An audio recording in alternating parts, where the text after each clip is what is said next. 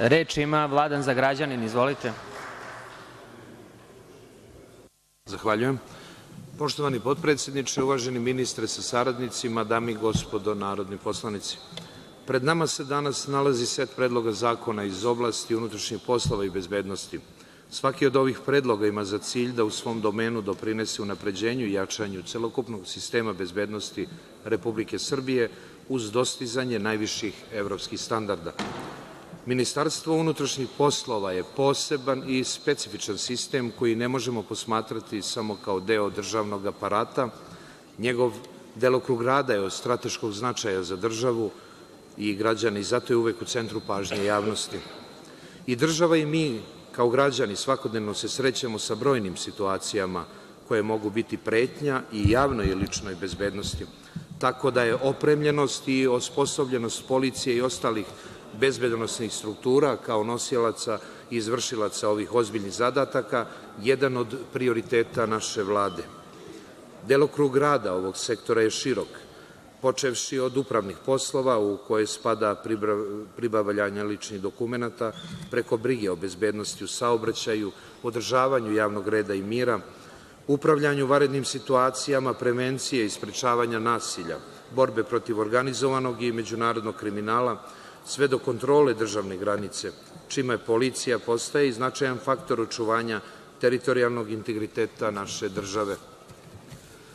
Rad u policiji nije lak, zato bih iskoristio priliku da javno pohvalim sve pripadnike Ministarstva unutrašnjih poslova, koji svojim radom i zalaganjem svakodnevno na odgovoran i profesionalan način, neretko i uz velike rizike za svoj život, obavljaju ovaj odgovoran posao, a time građani našu zemlju čine sigurnom i bezbednom. Kada je u pitanju bezbednost države, izazovi koji se stavljaju pred ministarstvo i policiju iziskuju brza rešenja, kako radi prevencije, tako i radi suzbijanja i eliminisanja potencijalnih pretnji javnom poretku. Poslanička grupa Socijalističke partije Srbije i ja lično smatramo da je do sada mnogo toga urađeno na povećanju javne bezbednosti, a uveren sam da će se i u budućnosti na glavne izazove kao što su organizovani kriminal, narkotrafiking, korupcija, visokotehnološki kriminal, iregularne migracije i krijumčarenje ljudi odgovoriti na način koji odlikuje pripadnike Ministarstva unutrašnjih poslova, profesionalno, odgovorno i moralno. Ja ću se u svojoj diskusiji osvrnuti na nekoliko predloga zakona koji su danas na dnevnom redu. O predlozima zakona o azilu i privremenoj zaštiti, o strancima i graničnoj kontroli govorit ću integralno, jer oni su međusobno usko povezani, a njihovim se usvajanjem očekuje još značajni doprinos u borbi preko graničnog kriminala, suzbijanju iregularnih migracija, zaštiti javnog poretka i postizanju visokog stepena bezbednosti građana Republike Srbije. Ovi predlozi zakona unapređuju postojeći pravni okvir, a usklađuju se i sa pravnim tekovinama Evropske unije, odnosno novim direktivama. Utvrđeni su novi pravni instituti, jasnije su definisani postupci i procedure, kao i nadležnosti u postupanju državnih organa. Predlog zakona o azilu i privremenoj zaštiti doprinosi efikasnoj primeni zakona i pruža veću pravnu sigurnost. Traženju azila uz održavanje visokog nivoa međunarodnih standarda u oblasti ljudskih prava. Novi predlog zakona o strancima definiše prava i obaveze stranaca na teritoriji Republike Srbije, ali i nadležnih organa i institucija. Važno je napomenuti da se kao jedan od organa u postupku odlučivanja o pravima i obavezama stranaca uvodi BIA, kako bi svojim delovanjem kroz bezbednosnu proveru lica zaštitila i osigurala bezbednost građana Republike Srbije. Iskoristio bih priliku da vas podsetim da su se donošenjem prvog zakona o strancima i o zaštiti granice 2008. godine, kada je na čelu MUP-a bio prvi potpredsednik Vlade i sadašnji ministar spoljnih poslova Ivica Dačić, stekli uslove za uspostavljanje takozvanog belog Šengena, što je našim građanima omogućilo nesmetan boravak bez vize u zemljama sa šengenske liste. Kada govorimo o porastu bezbednosnih rizika u prethodnom periodu i potrebi zaštite ustavnog poretka Republike Srbije, značajna rešenja u cilju bezbednosti naše zemlje i borbi protiv prekograničnog kriminala i irregularnih migracija sadržani su u Predlogu zakona o graničnoj kontroli. Naime, važeći Zakon o zaštiti državne granice, koji predstavlja osnovni pravni akt za graničnu kontrolu, nije u potpunosti usklađen sa standardima Evropske unije, ali i predstavlja dobar osnov za unapređenje bezbednosti državne granice. Novim zakonom unapređuje se sistem integrisanog upravljanja granicom, čime se štiti ne samo bezbednost, već i ekonomski sistem naše države. Imajući u vidu da u postupku priključenja EU, a pogotovo u fazi punopravnog članstva, treba primeniti sve standarde i pravila šengenskog prostora, osnovni cilj ovog predloga zakona je da obezbedi državnu granicu, zaštiti život i zdravlje ljudi, otkrije i spreči krivična dela i prekršaje i omogući brže odvijanje graničnih provera, kako putnika, tako i robe, a samim tim njihovog protoka učini bezbednim. Značajna novina koju donosi ovaj zakon je stvaranje pravnog osnova za uspostavljanje informatičkog sistema, odnosno platforme granične kontrole radi efikasnije granične provere lica i robe. Takođe, novinu predstavljaju i odredbe kojima se nadležnost za upravljanje infrastrukturom na graničnim prelazima prenosi na Republičku direkciju za imovinu Republike Srbije. Smatram da će sva tri zakona unaprediti postojeće sisteme, unaprediti zaštitu ljudskih prava, zaštitu države i njen javni i ustavni poredak u cilju veće bezbednosti građana Republike Srbije. Kada govorimo o Predlogu zakona o jedinstvenom matičnom broju građana, kao i Predlogu zakona o dopunama Zakona o državljanstvu Republike Srbije, smatram da je njihov cilj postizanje veće efikasnosti državne uprave koja treba građanima da olakša ostvarivanje prava. Ovi zakoni predviđaju jednostavnije procedure i administrativne postupke pred organima državne uprave, a obezbeđuju i prevazilaženje brojnih problema nastalih dugogodišnjim primenom važećih zakona, jer nisu pratili primenu novih tehničkih mogućnosti i razvoj elektronskih servisa. Još dva važna nova zakona se danas nalaze na dnevnom redu, a to su Predlog zakona o evidenciji i obradi podataka u oblasti unutrašnjih poslova i Predlog zakona o nacionalnom DNK registru. Uzimajući u obzir činjenicu da je MUP najveći rukovalac evidencijama podataka o ličnosti, smatramo veoma značajnim izradu Predloga zakona o evidenciji i obradi podataka u oblasti unutrašnjih poslova, koji po prvi put objedinjuju zbirku podataka o ličnosti koja se obrađuje u evidencijama MUP-a. Ovaj predlog zakona se u najvećoj meri oslanja na Zakon o zaštiti podataka o ličnosti i definiše tehničke, kadrovske i organizacione mere zaštite podataka koji se prikupljaju, i to na način da svakom građaninu bude garantovana zaštita prava na privatnost. Predlog zakona o nacionalnom DNK registru je prvi zakon ove vrste u zakonodavstvu Republike Srbije, koji se takođe oslanja na Zakon o zaštiti podataka o ličnosti, ali i na Zakon o evidenciji i obradi podataka u oblasti unutrašnjih poslova.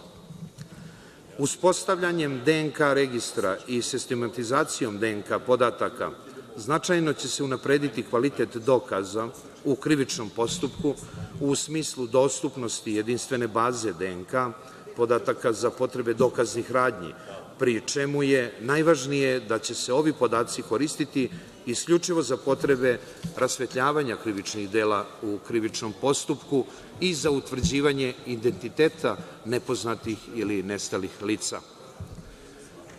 Još jedan izuzetno važan zakon o kojem ću govoriti je Predlog zakona o izmenama i dopunama Zakona o policiji, koji treba da obezbedi još efikasniju primenu Zakona o policiji donetu 2016. godine. Osim terminološkog usklađivanja pojedinih odredbi sa zakonima koji su u međuvremenu stupili na snagu, predlažu se i novine koje treba da doprinesu većoj pravnoj sigurnosti građana, ali i da obezbedi nesmetan rad policijskih službenika. Jedna od novina je ta što upotreba naziva policija postaje isključivo pravo Ministarstva unutrašnjih poslova i Ministarstva odbrane.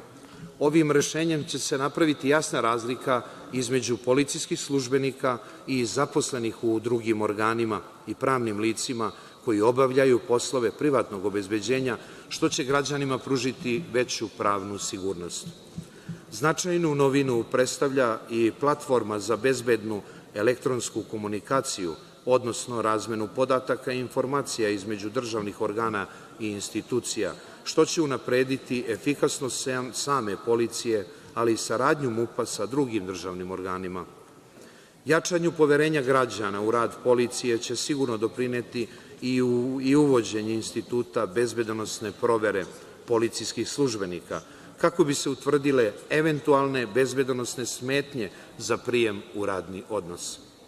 Na ovaj način se ojačava tradicija i praksa da u MUP-u i policiji dobiju priliku da rade samo odgovorni, profesionalni, moralni i časni ljudi.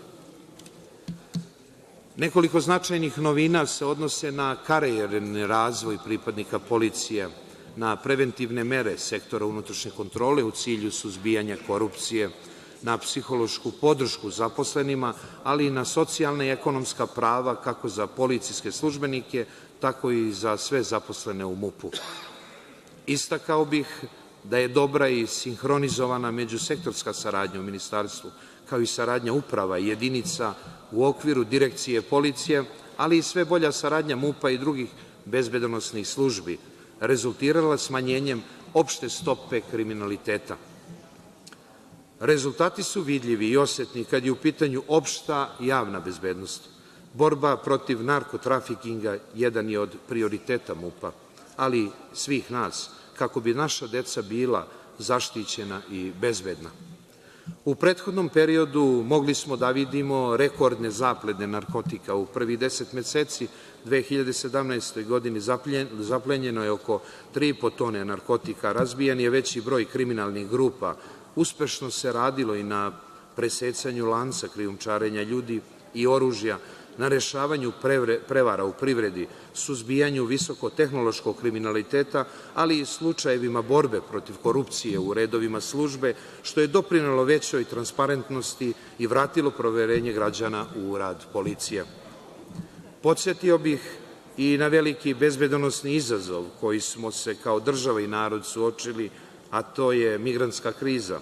Kroz našu zemlju je u migrantskom talasu prošlo gotovo 1 milion ljudi, ali je država i u ovom slučaju pokazala da je spremna da na adekvatan način rukovodi krizom, štiteći pre svega nacionalnu bezbednost, ali i uvažavajući sva načela zaštite ljudskih prava. Srbija je tokom migrantske krize uspešno sarađivala sa zemljama u regionu i u celoj Evropi, konstantno vršila proces ugroženosti od terorizma, razmenjivala obaveštajne podatke sa svim obaveštajnim strukturama drugih evropskih država i time sprečila da se u migrantskom talasu dogode neka teška krivična dela. Jedan od značajnih rezultata Ministarstva unutrašnjih poslova je i uspešna borba protiv vršnjačkog nasilja, pre svega preventiva i edukacijom koju MUP u saradnji sa Ministarstvom za obrazovanjem sprovodi u školama. Od 2017. se po prvi put na inicijativu Ministarstva unutrašnjih poslova uvodi novi fakultativni predmet u škole, osnovi bezbednosti dece, koji ima za cilj podizanje bezbedonosne kulture učenika. Od ove akcije se očekuju značajni rezultati, imajući u vidu podatak da će oko 2000 policajaca držati obuku školarcima u vezi sa snalaženjem u vanrednim situacijama, zaštitom u saobraćaju, ali i od opasnosti koju nosi upotreba narkotika, kao i upotreba interneta i društvenih mreža. Statistika nas poslednjih godina konstantno upozorava da moramo više i ozbiljnije da se bavimo problemima nasilja u porodici, pogotovo nasilja nad ženama. I za svaku je pohvalu to što MUP ozbiljno pristupa rešavanju ovog problema i dosta toga čini ne samo za žrtve nasilja, već kroz ozbiljnu obuku svojih pripadnika. Stvara stručni kadar koji će se baviti ovom problematikom. Uloga policije u sprečavanju nasilja u porodici i nasilju nad ženama treba da bude pre svega preventivna, jer upravo od procene rizika policije zavisi preduzimanje svih ostalih mera zaštite. Iskoristio bih priliku da uputim apel da se svako nasilje prijavi, jer blagovremenom reakcijom ne samo policije, već i celog društva sigurno će se doprineti smanjenju nasilja. Pohvalio bih i činjenicu da je MUP izradio i stratešku procenu javne bezbednosti kao savremeni dokument koji predviđa planiranje i obavljanje policijskih poslova sa 8 prioriteta u narednih 5 godina.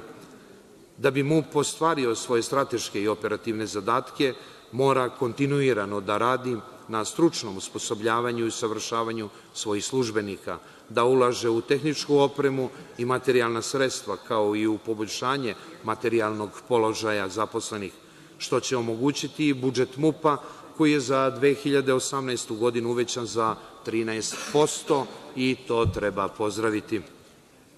Ovo pokazuje jasnu opredeljenost Vlade Republike Srbije i za pregovaračku poziciju Srbije sa EU kada je u pitanju pregovaračko poglavlje 24 – pravda, sigurnost i bezbednost. Obzirom na to da je u akcionom planu za ovo poglavlje predviđena celokupna reforma sektora bezbednosti koja iziskuje dodatna sredstva, a koja će svakako doprineti efikasnosti policije.